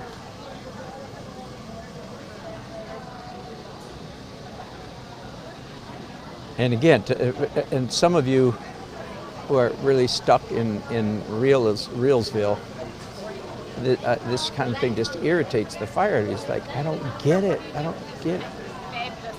Well, it belongs to them. They're actually Are they gonna hang it here? They are, but they're gonna use the image on their grocery bags and who knows what. You've done a beautiful job. Thank you. Did you paint it Crossroads Fellowship? Yes. I saw you doing that during the sermon. Yes. I thought it was you, but you had long hair at that time. Yeah, it's been a while, hasn't it? It has been. It's been a while. Were you there at the time? Did you go there at the time? I was. I did go there at the time. I did. It was fabulous. It was a great picture. Thank you. You are fabulous. And you've been in downtown Raleigh where you painted on the art disclosure or whatever that was. Yes. Yeah. Yeah. Like I can't even draw a straight Oh. line with my left, my non-dominant hand. I'm impressed. It's beautiful. Thank you. I wish I had a done more.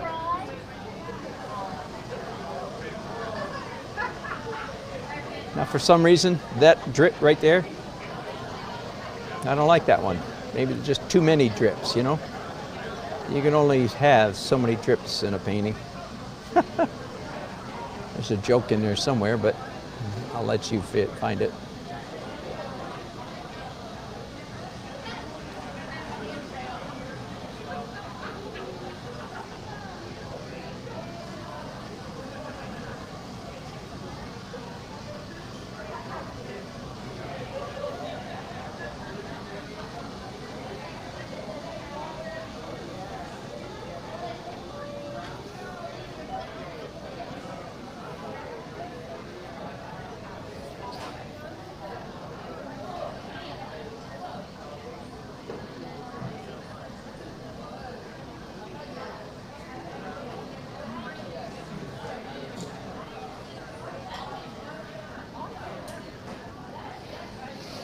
I was going to do a dog down here. My dog has kind of fallen on hard times. So either, you know, I'll do whatever work is necessary to revive him, or he'll just get turned into a series of abstract smudges. I don't know which it'll be, and I don't need to decide right now. I really like this guy. In fact, let me finish him a little bit. He needs a little bit of work. Let's do this. So all my people are surprises. I don't really know what they're going to turn into when I start making these crazy random strokes and so forth. And at one time I think he was a woman, and then he got turned into a man. That sounds kind of contemporary, doesn't it? And for a long time he was going the other direction, and then lo and behold, he flipped around on me and coming toward me. So the advantage of painting in that out of control manner is that that allows me to end up with a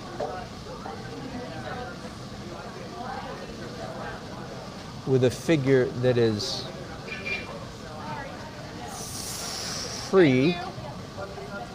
flexible, free. What's the word I'm looking for? You know, spontaneous, accurate, but not stiff. Does that make sense?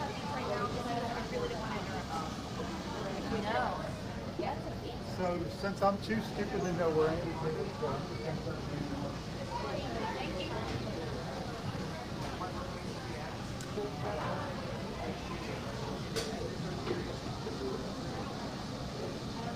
for the most part, for my style of painting, I pretty much draw the line for figures at features.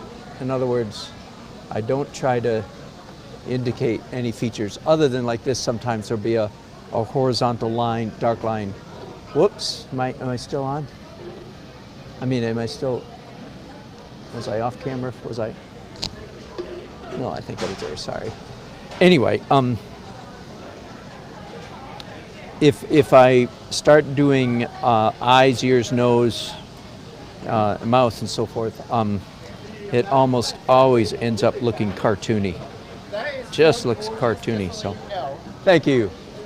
So,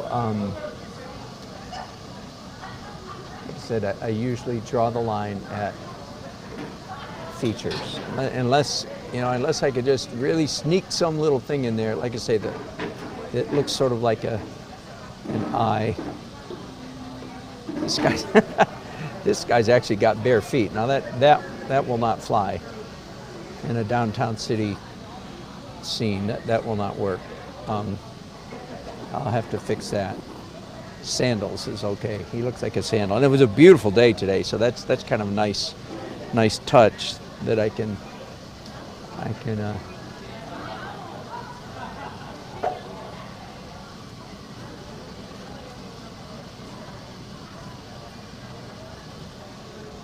This arm needs some work. In case you're wondering,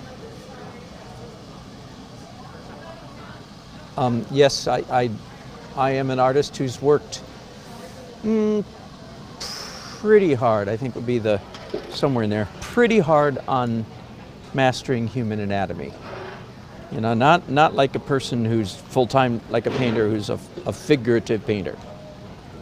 I mean, they have to go nuts, and I salute that. And if I were to come back in a different life as a painter, I think I would be a figurative and portrait painter.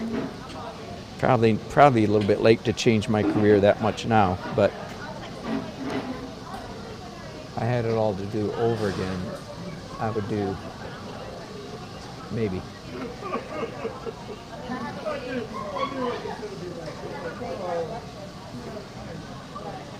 So part of my point is that even though my figures appear very loose and spontaneous, like, oh, they just accidentally happened, again, the word sprezzatura comes to mind. That's the effect I want to convey, is that I didn't work on them at all, that it just and as you can see, to say it accidentally came off my brush is actually not far from the truth, because that actually is how I got painted. All right, I'm everybody else, as you can see, maybe you can hear, everybody's cleaning up around me. As usual, I'm the last guy working. I'm used to being the last guy working. So I'm going to work on this guy's shorts real briefly. Mix up a dirty greenish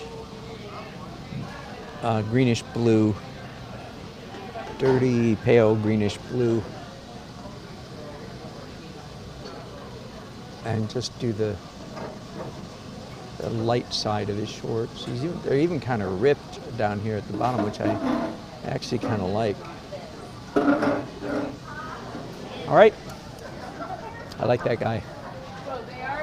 But more than that, I like you. No, really, deep down. I like my vest, don't you? I painted that myself, by the way. I painted it last 4th of July for a 4th of July party with masking tape and white spray paint. Because I thought, I bet you there's going to be other times that having a crazy striped vest would be appropriate. Sure enough, today was the day.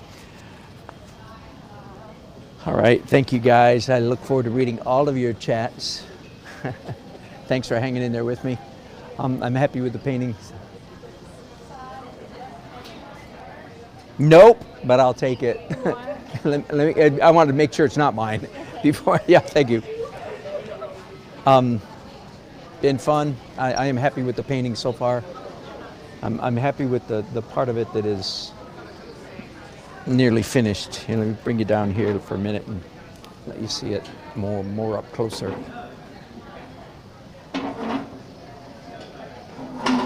Yeah, that area. Hello, David. Are you just getting here? You've been here for a while. Just in time for me to leave. Say goodnight. Say goodbye. Yeah, that's the part of the painting that is more done than anything else. Oh, except for the Weaver Street Market sign, I think. All right, and that'll do. So I am going to go home and pack up. I'll sleep in my bed tonight, and then tomorrow I head down to Beaufort, North Carolina for a week of paint. Well, actually, Sunday, Monday, Tuesday, Wednesday, 4.5 days of painting with my friends. I hope to broadcast a bunch. I hope you guys will join me. Thanks for watching. Bye-bye. Thank you, Michael. Appreciate